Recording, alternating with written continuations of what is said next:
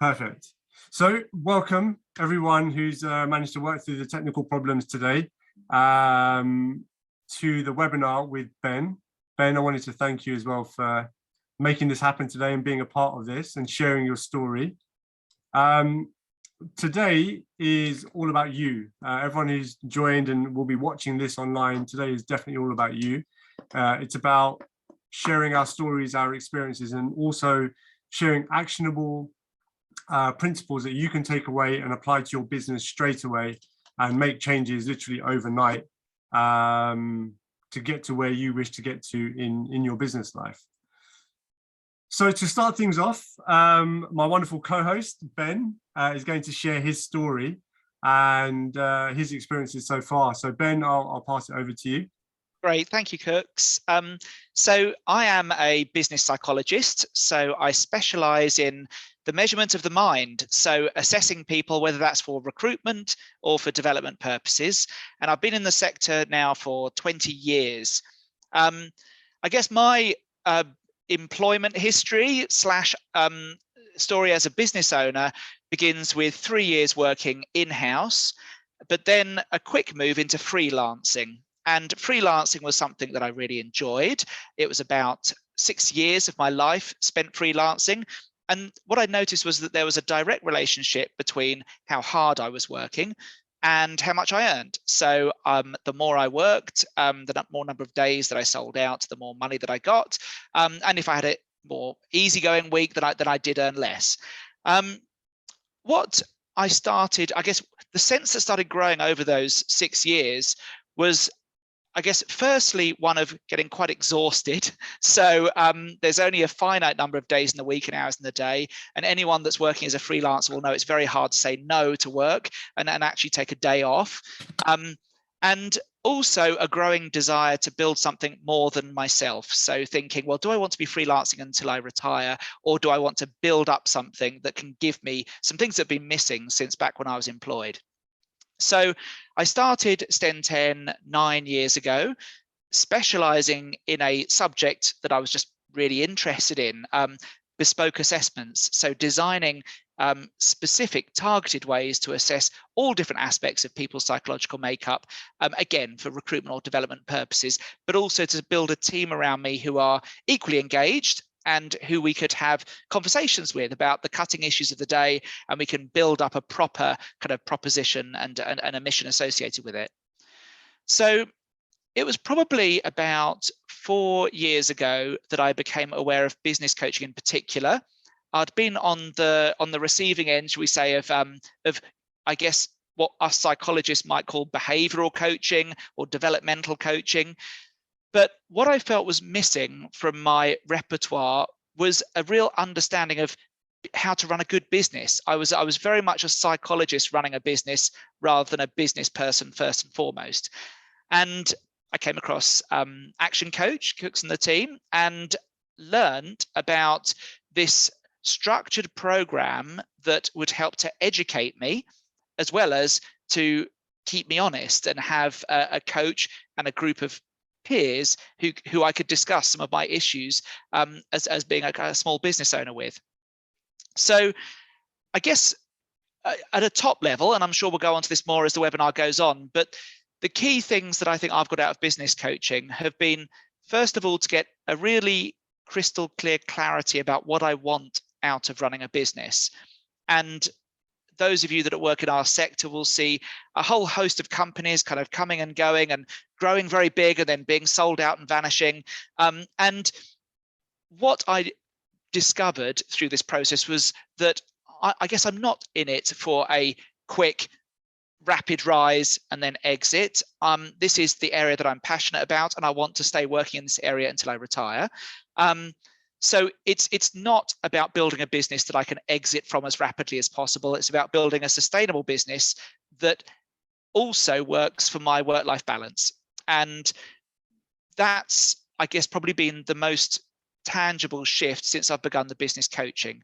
So it began with diary management. So I'm a very chaotic person when it comes to my diary. I'll just agree to meetings and it'll be throughout the day. So starting to block out time for when I was available and when I wasn't available. It then moved quite quickly onto delegating. So I was hogging everything, a leftover from my freelance days. So I was about to say getting rid of, but delegating the administrative parts of my job. So the receipts, photocopying, the compiling of information for the end of year accounts, etc. And then once I got a taste for delegation, it kind of grew. So then I guess the ultimate incarnation of that is taking on a director of consultancy that essentially looks after the operational side of STEM 10. So the psychology bit, which leaves me free to have conversations with clients in a business development context, to talk at conferences, and to do all of the bits that I love the most about the job. The other thing that I guess my mind has shifted around is around my work-life balance. So in my freelance days, as I say, I was working long hours. I was working weekends. Often it was kind of, oh, which day should I work this weekend? Now I'm actually on a 4-day week. So I took that decision actually bang in the middle of the pandemic, because I realized how important having a healthy work-life balance was. And also I'm having evenings as well. So I do tend to stop work at about 5:30, 6. And I don't tend to work on Fridays. Of course, there's always the odd exception, but it's much better than it was when I was a freelancer. And in terms of income, it hasn't affected it. I mean, actually, through the greater efficiencies in running the business, it's actually improved it. So I think that's probably my biggest takeaway from coaching, is being prompted to think about my big objectives, what I can delegate, and really helping to improve my work-life balance, which has got much better as a result. Love it. Cheers, Ben. Appreciate you you sharing that, going from working all the time to now essentially you're able to work less and earn more in theory, from the same business. So likewise with Ben, a little bit about myself, just to create some context. So I'm actually a serial entrepreneur, and I'm also a former client. So I also used to get business coaching, and actually I still do get coaching for my businesses. And coaching had such a profound impact on my life, I decided I wanted to become a coach myself. And so I trained and qualified, and now help other business owners and entrepreneurs go through the same journey that Ben and I have been through and continue to go through. And so my business history, I started off employed in the city. I was working as a stockbroker, but then I took the leap, and naturally, as you do, to build 152 apartments out in India. This came about through a friend of mine. His family were out there. I didn't even speak the language, but we basically decided to build 152 apartments. I think it was a £6 million development, and I was responsible for the branding, the marketing, the sales, aspects of business I was really passionate about and excited about. And as that business was taking off the ground, you'll notice the picture on the right-hand side is my family, my brother and my dad. And we started a chili sauce business from our garden shed. So I had to make the choice to sell out of my basically fledgling property business that was doing exceptionally well and pile everything into my family business. And the family business seemed to take off almost instantly.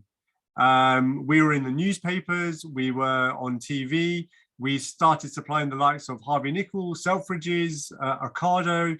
We were exporting. We then started to get into the supermarkets. So we were in Tesco, we were in Sainsbury's, where else? Asda at one point as well. And it felt like a huge trajectory growth. I'd raised money for the business as well from private investors. And it got to a point where I actually started to hate it. Much like Ben, I was working all of the time. I was working evenings and weekends. I felt as though I was extremely underpaid for what I was doing. I was very stressed all the time. And I didn't know if there was a way out. I'd created myself a job that I couldn't leave. And that image on the left-hand side that you see is from our social media, 10:17 p.m. in London on a Saturday night, and I'm celebrating the pain of working. I'm celebrating working all the hours as a hustler or an entrepreneur. And I brought my work literally home to my family. And you can see in the middle picture, it's my brother with stock in our old house and in our living room.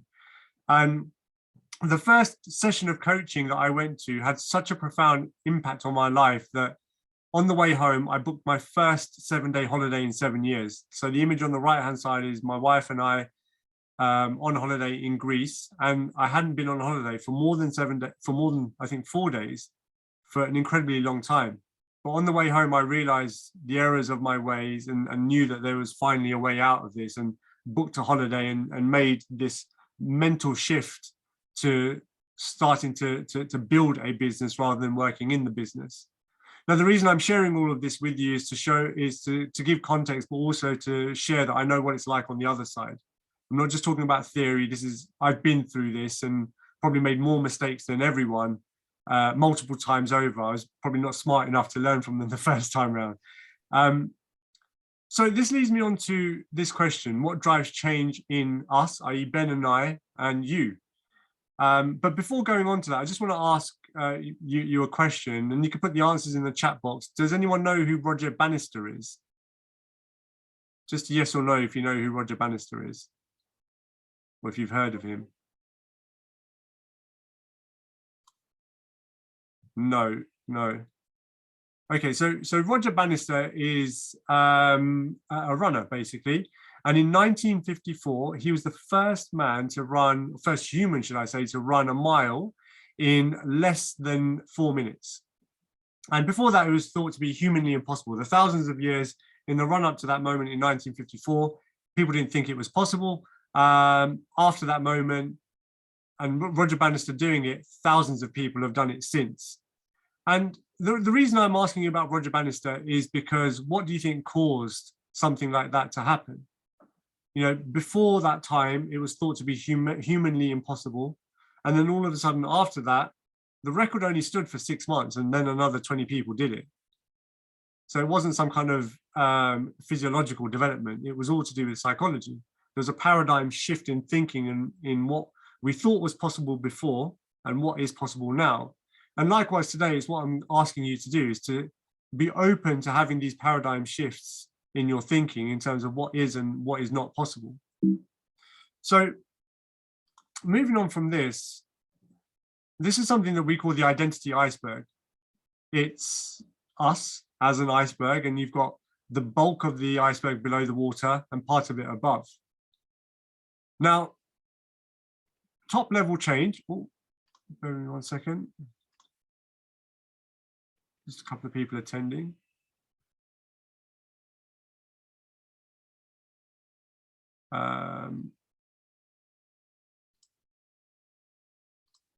So the identity iceberg is us in a nutshell, and our psychology.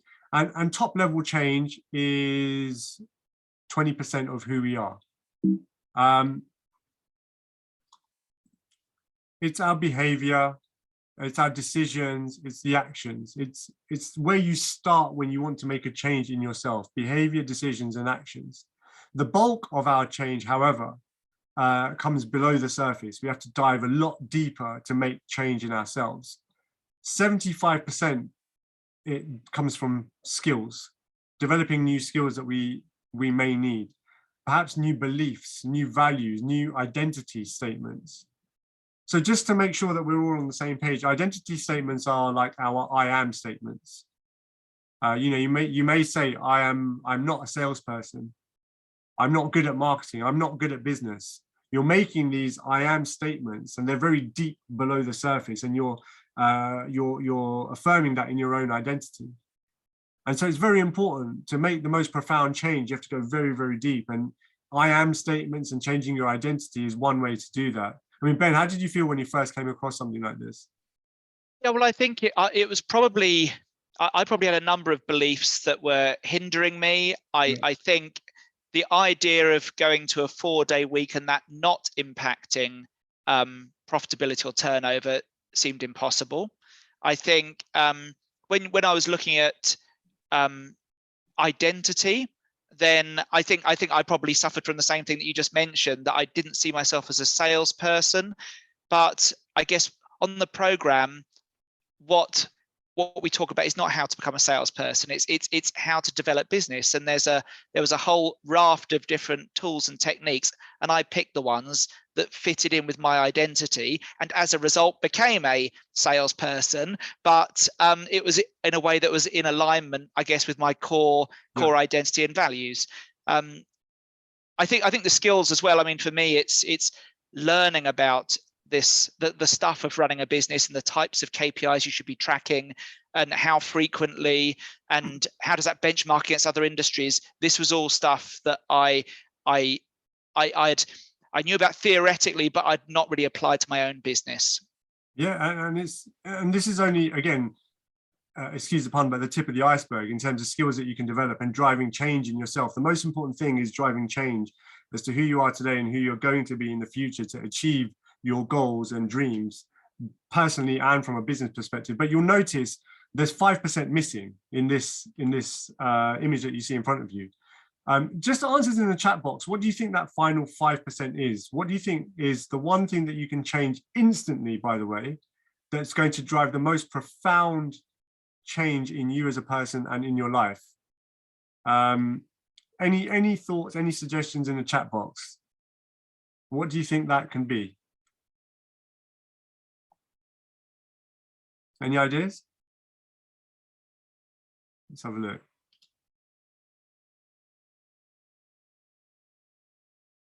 Oh, Caroline couldn't hear us before. Hi, Caroline. Okay, no ideas at the moment on what's the most profound change that you can make. So the final piece of the puzzle is your environment. Changing your environment is the deepest part of yourself that you can change almost instantly and causes the most profound and seismic shift in what happens in your life moving forward. So this means changing your environment means perhaps the books that you're reading, the information that you're exposed to, the people that you're surrounded by, maybe it's your friends, maybe it's your family, your business colleagues. Are you surrounded by people who are at the level that you're aspiring to be at, or are you surrounded by people that are perhaps where you've been already? If you want to be a certain place in life, you then start to surround yourself by those types of people, you will naturally become more like them. And likewise with the books that you're reading, the information that you're taking in, if you wish to have better relationships, are you surrounded by people who have fantastic relationships? And if so, are you learning from them, and are you applying to your life what you want to achieve by seeing them? And likewise with business as well. If you're looking to expand and grow your business, are you getting the right coaching? Are you getting the right mentorship? Are you being exposed to the right knowledge from people who are where you want to be in life? I was just saying to Ben before we started, one of my goals this year was to be surrounded by more millionaires, because I'm aspiring to be in a position where I can look after my family in a certain way. And I've achieved that goal. I had to pay for some of it. I had to pay for consultations with people who I know to be millionaires and to just have an hour of their time. But it meant I got to connect with them, they get to know me, and I've learned something from them. So this is one way, and please do note this down. If you're going to note anything down from this presentation,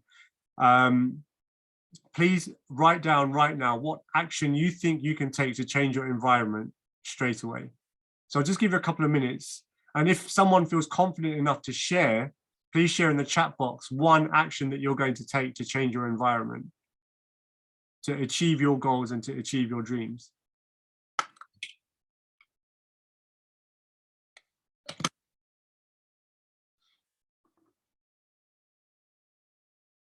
Anyone wanting to share?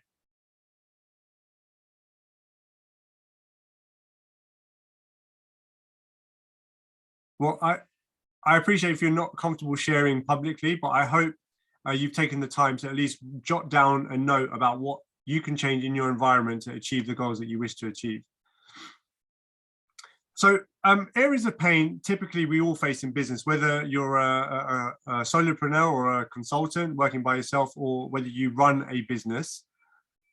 We have time pain, we have people pain, and we have financial pain. There's actually a fourth one, which is marketing, but it's time, team, and money. So what does that mean? Time pain is typically that you're firefighting. Ben touched on it earlier.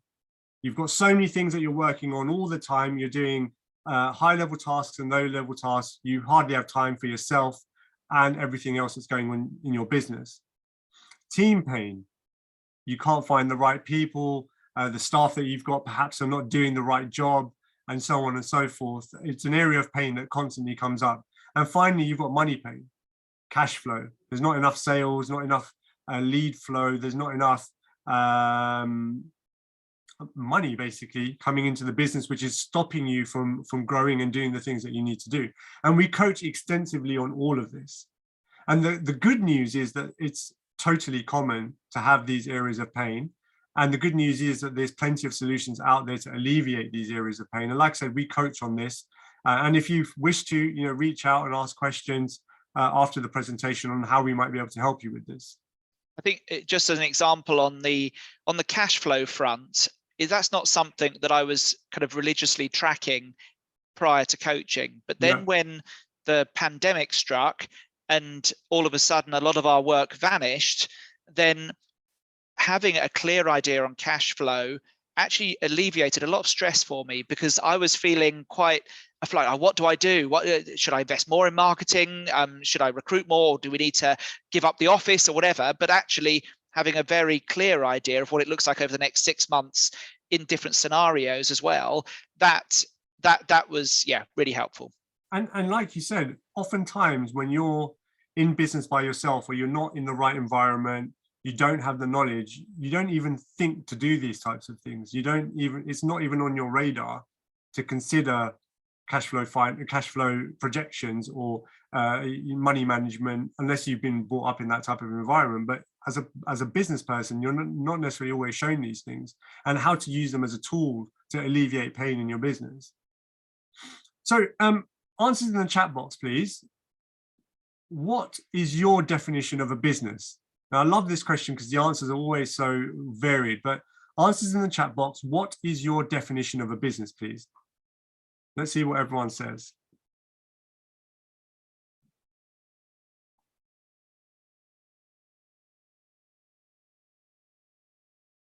Oh, wait. What is your definition of a business, everyone?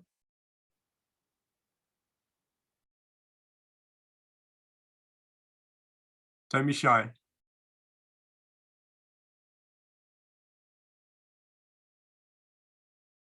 A commercial enterprise? Anyone else? It's a very good start there, Per. Anyone else? What is a business? A venture created to deliver services of product or ideas. Excellent. Anything else? Let's have one more.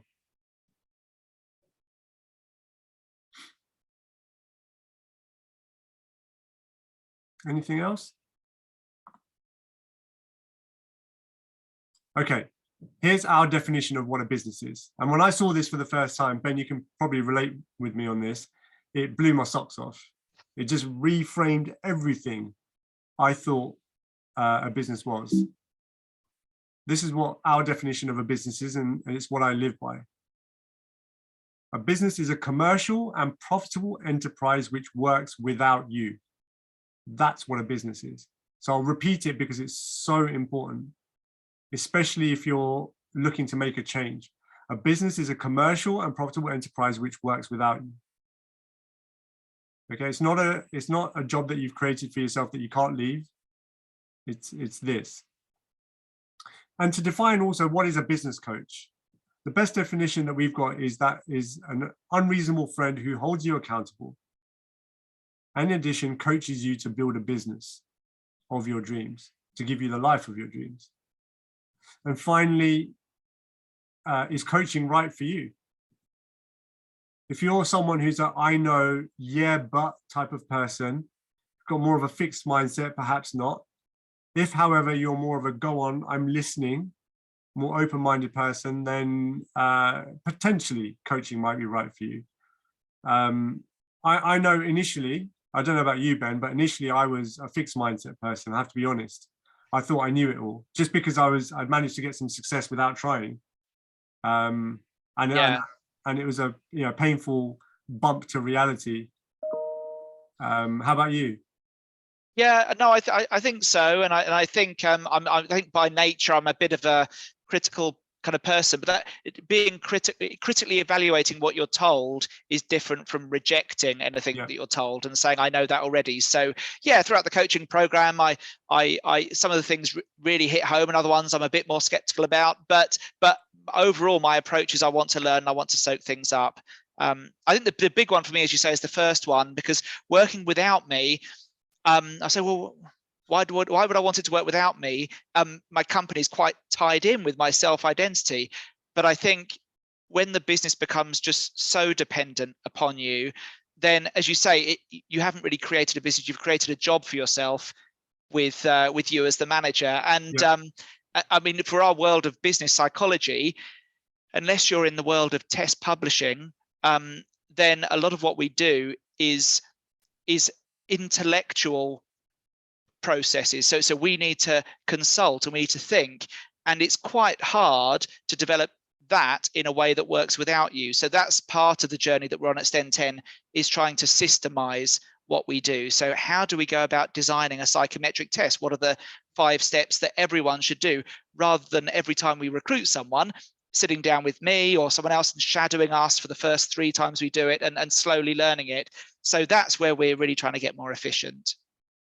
Perfect. Well, there you go. I mean, that's the realities of it. No one said this was easy or that it's going to happen overnight, but that's what it takes to start to have the business work without you. So I am conscious of time, Ben. I know you have to finish at 1. Everyone else, we started quite late, about 20 past. So we'll probably continue until 20 past 1, if that's okay with everyone. And then, Ben, I'm going to just continue, and then whenever you need to leave, we'll catch up. Okay, great. So just as an overview, everyone, this is our coaching program in a nutshell. It's called the 6-step system.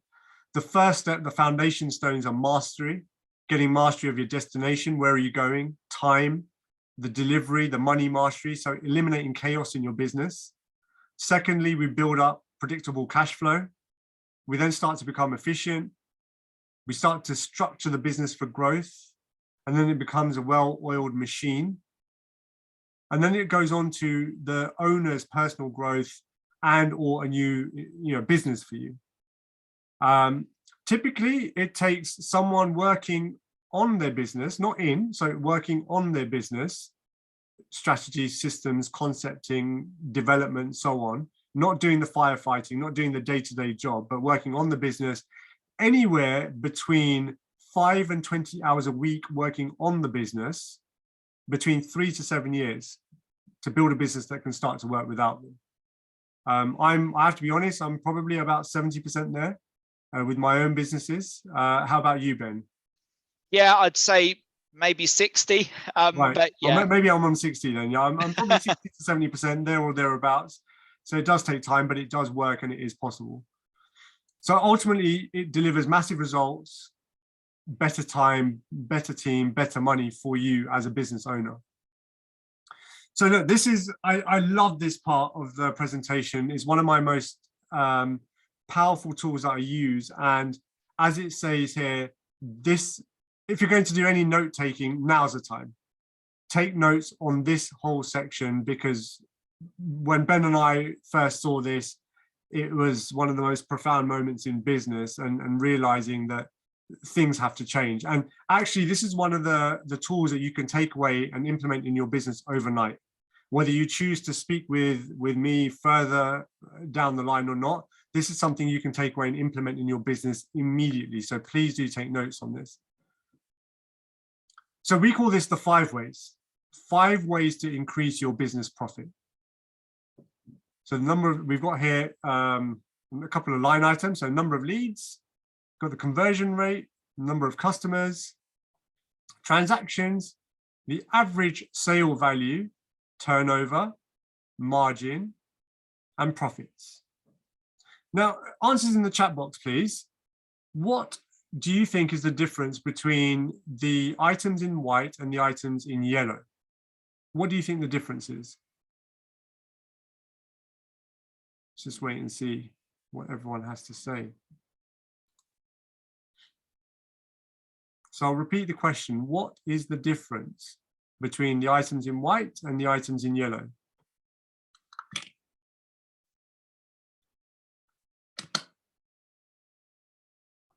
Any thoughts?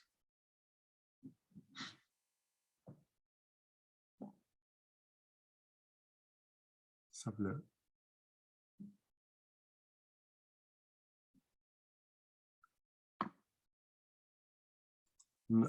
Results, correct. Hitting the nail on the head right there. The items in yellow are results, they are outcomes. The items in white, however, are within our control. So most of the time in business, people tend to look at the number of customers that you've got. They tend to look at what's your turnover, what's your profit, and tend to ignore the other 5 items. When in reality, they are the most important aspects because you can control them, you can do something about it. So it's very, very important we understand the difference. The items in yellow are outcomes and come as a direct result of the items in white. So let's go through a working example here.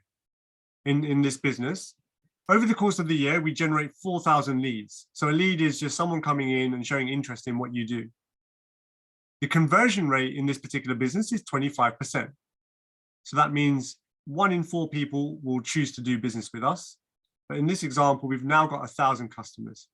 4,000 times 25% means that this business has got 1,000 customers. So the number of transactions over the course of the year is 2. This person is going to come back and do business with us 2 times over the course of the year. And each time, on average, they will spend £100. So what that means is, as an outcome, we've got a turnover of £200,000. So you've got a number of customers is 1,000. They've bought with us twice. So essentially 2,000 if you want to look at it that way. And they spend £100 each time, means that we've got a turnover of 200,000. In this particular business, we've got a profit margin. So not a markup, but a profit margin of 25%, which means this business makes a profit of £50,000. Okay, relatively straightforward. Now, remember, we're talking about elements that we can control, aspects that we can control in the business and we can actually work on. What would a 10% increase in all of the areas that we can control give you? Okay. So a 10% increase in the number of leads gives us 4,400 leads over the course of the year. A 10% increase in the conversion rate gives us 27.5% as a conversion rate. Now, what does that do to the number of customers over the course of the year? Anyone want to hazard a guess in the chat box if you're good at math? What does that do? Just a yes or a no if you think the number of customers goes up by 10% as well.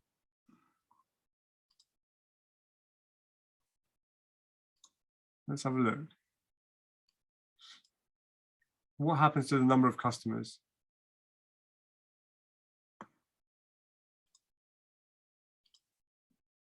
Well, it doesn't just go up by 10%. It's over 12% increase because we're compounding. Now, this is where it starts to get very powerful and very interesting, and why it's so important to start tracking these metrics. So now we've got 1,210 customers.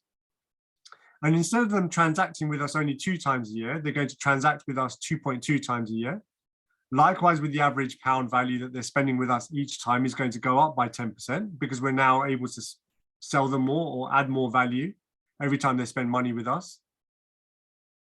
That means the turnover actually jumps, not from 200,000 to 220, but from 200,000 to 292,000 pounds because of the power of compounding.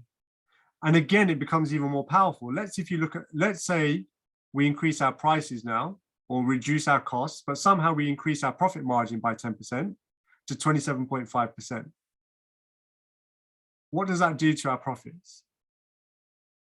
The profits are now in this business £80,000. So we've gone from 200,000 to 292,000 turnover, 50,000 to £80,000 turnover. That means profit. So you've increased your turnover by 46%, and you've increased your profit by a massive 61%. And this is why it's so powerful that you take note of these 5 metrics in particular and start to understand what they are. I mean, Ben, you and I were talking earlier that we'd never seen any of this stuff before when we first got. I didn't know if someone asked me what my conversion rate was, I had no idea. No, and I was tracking my turnover. I knew the actual profits made, but yes, I wasn't looking at a granular level about what are the building blocks that contribute towards that, and then working through in a structured way about, right, which ones can be shifted and which ones are a little bit harder to shift, or maybe lower priority. Yeah. And also, I mean, for me, as I said, not knowing that these metrics existed was quite big for me as well. I had no idea that I'm supplying the supermarkets. I've built this business up. I'm doing all these great things, but actually I didn't know how many customers I had. I didn't know the number of leads. On our social media, we had 130,000 social media followers, but I didn't know how many of them were potentially going to become customers. I had no idea about conversion rates. I didn't know what a conversion rate was. And so for many of you, it may be the first time that you're seeing these numbers and or seeing these metrics, or that they've been brought to your awareness, and that's okay, because we all start from maybe not knowing any of it, or maybe some of it, but it's important that you do know it. And as I said, if you're going to take away anything from today's session and today's webinar, it's this, because it's just so powerful. You can literally overnight increase the profits in your business by increasing the price that you're selling your services at. That's one way to instantly increase your profits by 10%. So a little game. Again, I'm going to ask for your participation, so please do participate. Do not be shy. Which should you tackle first? Which one of the metrics that we can control, which should you tackle first in your business? Answers in the chat box, please.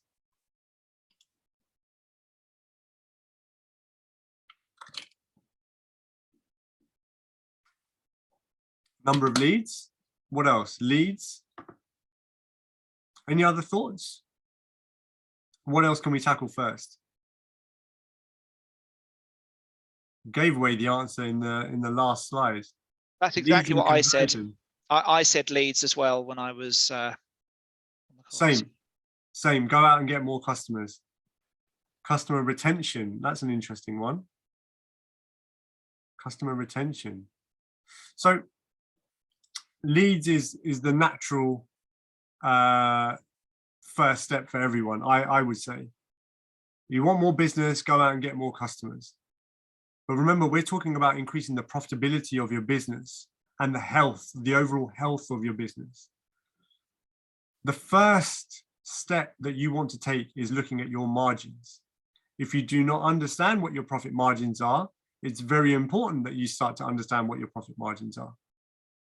Now, I work with a lot of architects, and when I start working with them, they think their profit margin is maybe, let's say, 40% in a project. But actually, when we start diving into it and we look at the efficiencies, the amount of time they're spending on a project, the amount of work that they're giving away, sometimes those profit margins end up eroding to about 15%. Now, Ben, in your industry, it might be a little bit different, especially if you're working by yourself and you perhaps don't have many costs. But nonetheless, as you start hiring people and building a business, it's still applicable, right? Profit margin. Yeah, it's I mean, whether you're employing people or using associates, but also, I mean, what your office costs are. I mean, that's well, it's a quick fix, especially as we're now all starting to work remotely far more to improve the margin. So it's not always about how high can I increase my costs. It's where can I strip some costs out and better spend elsewhere. Yeah, it's pretty much two ways to work on your profit margin. Increase your prices, which actually you can do to an unlimited extent, depending on how much value you're adding. Or the other aspect is where can you strip back costs? But profit margin is the first place to start. The second place we go to is the conversion rate. Now, you may already be getting a lot of interest in your services. You may be getting a lot of leads already. You may have a bunch of leads in your pocket already where people have spoken to you about your service, but perhaps not done business with you. But how many of those people are you actually converting to do business with you? What's your sales process like? What's your marketing process like? How much value are you offering to people in order for them to do business with you? Have you thought about the sales funnel someone goes through to eventually do a deal with you or to choose your services? So it's important to start looking at your conversion rate and how you can improve and increase your conversion rate. And yeah, Ben, I would have asked you to explain your side, but I've noticed we've only got 5 minutes of your time left. So I'll whiz through this bit for a moment. Number 3 and 4 is the average pound value that they're spending with you. So if they're doing business with you a couple of times a year, how much are they spending on average? So you're doing, let's say, business psychometric testing. What else can you offer in addition to that to increase the basket value of someone doing business with you? You know, perhaps there's, free tests that you can create for their staff. Perhaps there's other services that you can add on to the basket to increase the average sale value. And also the number of transactions. You know, people change, businesses change, and are you, as a part of your marketing strategy, going back to people that have done business with you already and speaking to them to see if you can do more business with them continuously? Because it's always easier to do business with someone you've done business with already than having to start fresh. And in last place, actually, is the number of leads, getting new leads, purely because it's the most expensive thing to do. Everything else is free. But getting new leads costs you time and money to bring those people through the door. And if your conversion rate is not that good, and if your margins are not that good, and everything else has not really been worked on, you're going to be spending a lot of time and a lot of money on bringing in new leads that are not actually going to be returning you that much value. So if you need to, please screenshot this, do what you need to do to take this home with you, because as I said, this is something that you can implement in your business overnight. Working on your profit margins and your pricing is going to increase the profits of your business overnight as well. And it's immensely powerful. The next stage of our process here is actually for each and every one of you to have a one-to-one coaching session with me. There's no charge for it whatsoever. It's a 45-minute coaching session. We'll go through your goals. We'll go through perhaps some challenges and frustrations that you're facing, and we'll help to work towards overcoming them. And if that is something of interest to you and you wish to take that up as an ongoing part of this webinar and of your education and of you being able to take action, I'm going to put a link in the chat box, and I'll email it out to you as well, of how you can go about doing that. Just as a show of hands virtually, if this is of interest to you, can you just put a yes in the chat box, please? Just so that I know names. I'm adding the link as well, if anyone needs it.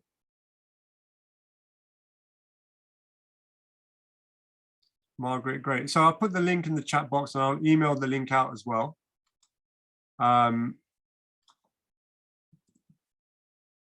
But we've finished a little bit sooner to factor in Ben's time.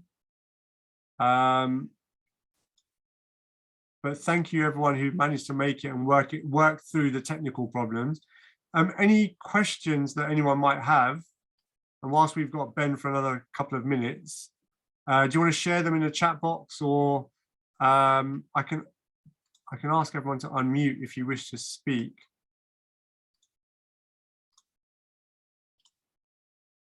Anyone, any questions or any thoughts?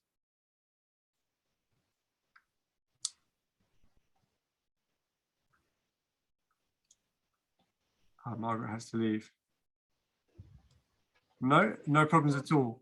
Well, look, Ben and I are available. I'll email everyone. Ben, are you comfortable with me sharing your email address with everyone? Yeah, that's fine. Yeah, so I'll email everyone and we'll all stay connected. And if you have any questions or thoughts, feel free to share them. But thank you so much for joining today. Ben, thank you for your time and sharing your story and your experiences. And yeah, if anyone is interested in the coaching, it's a part of the program, so feel free to sign up to that and we'll organize a time to speak. But yeah, thank you so much and we'll speak soon. Thanks, everyone. Cheers. Speak to you soon, Ben. Bye. Bye.